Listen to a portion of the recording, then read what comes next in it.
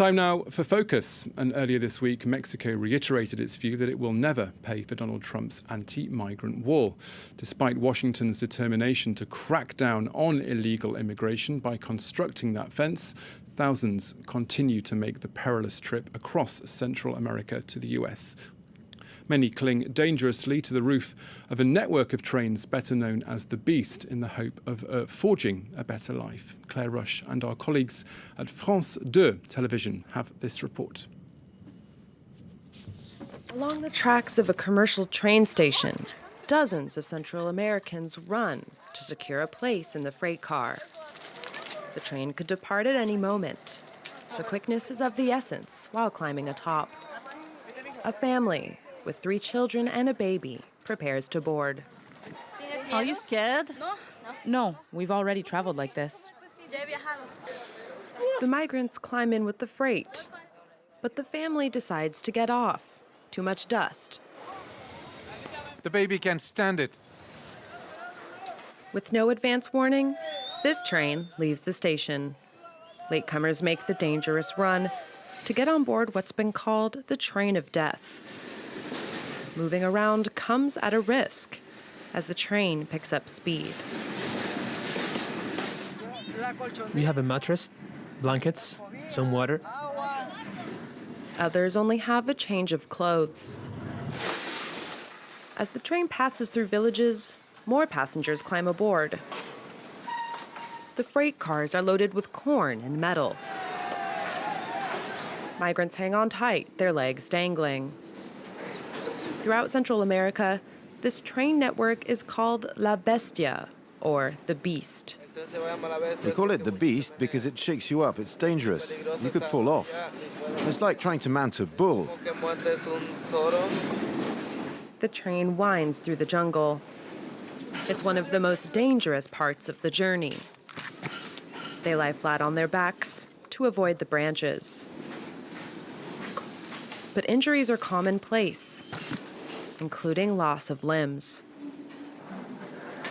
A man with one leg wants to climb aboard.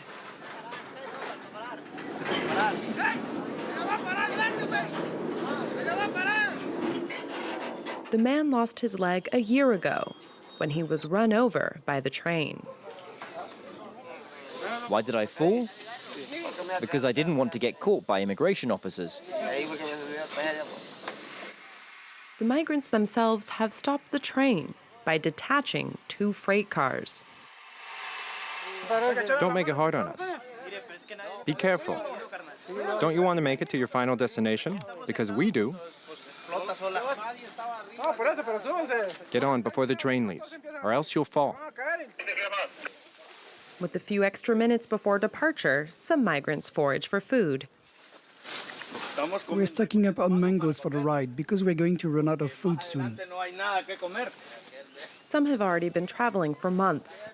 It took this woman and her daughter 2 weeks just to reach Mexico from their native Honduras.